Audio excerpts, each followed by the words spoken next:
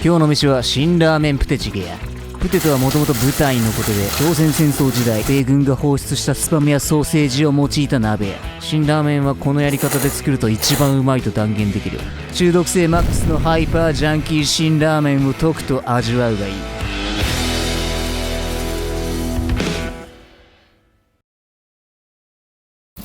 まずはニンニク2かけを細切れにしていく。先端を切り落としたら包丁の腹で軽く潰してやれば、こんな感じで皮がスルリと剥ける。皮が剥けたら真っ二つにぶった切り、芯を取り出す。芯は繊維質なので炒めた時に焦げやすいのが理由や。芯を取り出したら全体重をかけ潰し、あとはこのまま普通に切ればみじん切りになる。はじめに言っておくと、プテチゲは入れる食材は何でもいい。強いて言うなら野菜、肉、キノコは各種いずれかは入れたいところ。それぞれが持つ旨味成分が違うので相乗効果でよりうまくなる。お次はニラ1束を適当な大きさにぶつ切りにする。ニンニクとニラは韓国料理との相性は抜群や。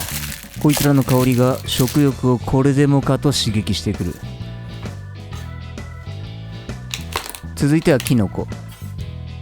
しめじ、えのき、しいたけ、まいたけ、何でも合うのであるものを使えばええで。しめじとえのきは石突きを切り落としておき、後でほぐしながら鍋に加える。しいたけは適当に一口大にカット。石突き部分も刻んで加えれば問題なく食える。お次は肉や。今回はスパムとソーセージを使う。豚バラ肉でもええが、個人的にはスパムを推したい。こいつはもともと塩気が強い食材なので減塩タイプがおすすめや。スパムの独特な癖が苦手ならスープに加えて煮込むとええで。こいつは煮込むことで癖が和らぎ、とろけるような食感になり実にうまい。ソーセージは大体同じ大きさになるように適当に斜め切りや。よし、これで切り物は終わり。調理に入る前に最後にあるものを仕込む。そう、納豆や。納豆をきれいに開ける技を伝授しよう。まず蓋を閉めた状態でフィルムだけ引っ張り出す。そうするとフィルムに納豆がつかない。取ったフィルムは蓋の上に貼り付けておけば散らかることもない。タレを入れる前によくかき混ぜることで粘りが増す。付属のタレとからしも入れちゃって OK や。ここだけの話、辛ラーメンと納豆の相性は半端じゃない。ワイは時間がない時は辛ラーメンに納豆だけぶち込んで食うこともしばしば。騙されたと思って一度食ってみ。確実に飛ぶで。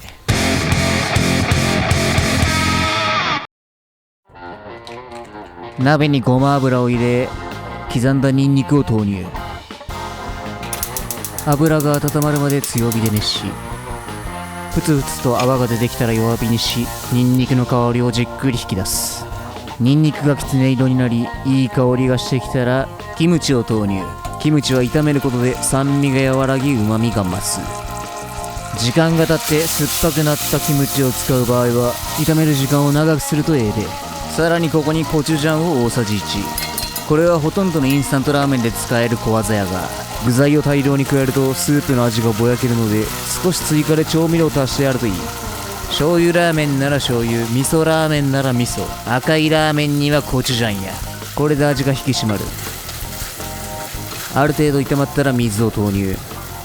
今回は 800ml ほど入れたが、具材の量に合わせて調整してくれや。お待ちかね、本日の主役辛ラーメン。取り出したスープと火薬は全部鍋にぶち込む。したら先ほど用意した具材たちを次々に投入。何度も言うように具材はアレンジ自由。こっから足しても引いてもいい。今日使ったもの以外やったら豚バラや肉団子、野菜やったら玉ねぎ、人参、白菜、もやし、長ネギあたりか。あとは豆腐やトックと呼ばれる韓国の餅を入れるのもうまい。具材を入れたら麺を投入。入れにくかったら細かく砕いてやればいい。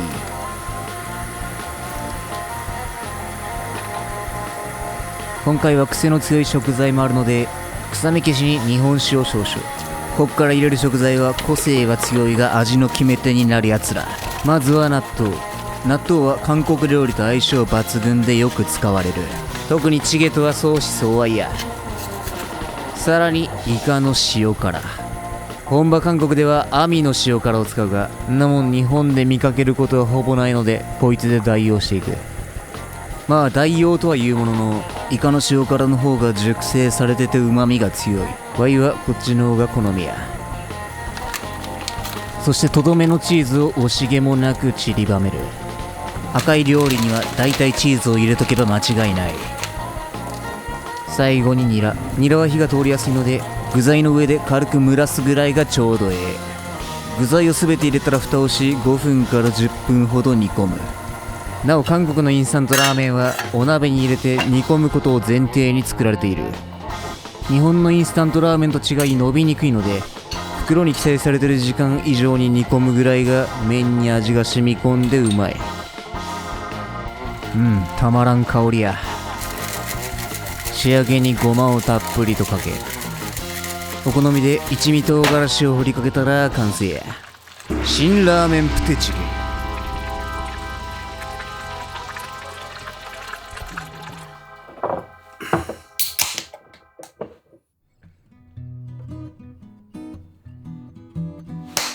いただきます。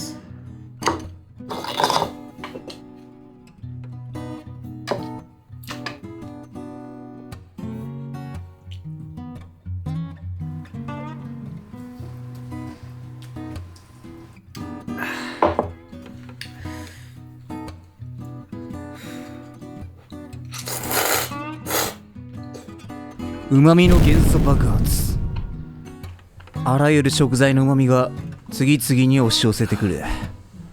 悪魔的だ。野菜、肉、キノコをベースにキムチ、納豆、イカの塩辛、そしてチーズの旨味がなだれ込んでくる。もともとこいつらは旨味が強いとされる発酵食品なんで、この暴力的な旨味も納得や。そしてこの個性が強い猛者どもを一つにまとめ上げる辛ラーメンスープの偉大さ。恐ろしいポテンシャルや。完全に和解が成立してやがる。麺は少し長めに煮込んだが、これが正解やったな。スープの旨味がたっぷり染み込んでるのに伸びずに食感も残っている。やはり韓国ラーメンは煮込むに限る。極めつけはこのスパム。辛ラーメンとの相性がとにかくヤバすぎる。煮込むことで余計な臭みも取れ、スープをたっぷり含み柔らかくなった肉が口の中でとろける。主役である麺を食っちまうほどの名脇役やで。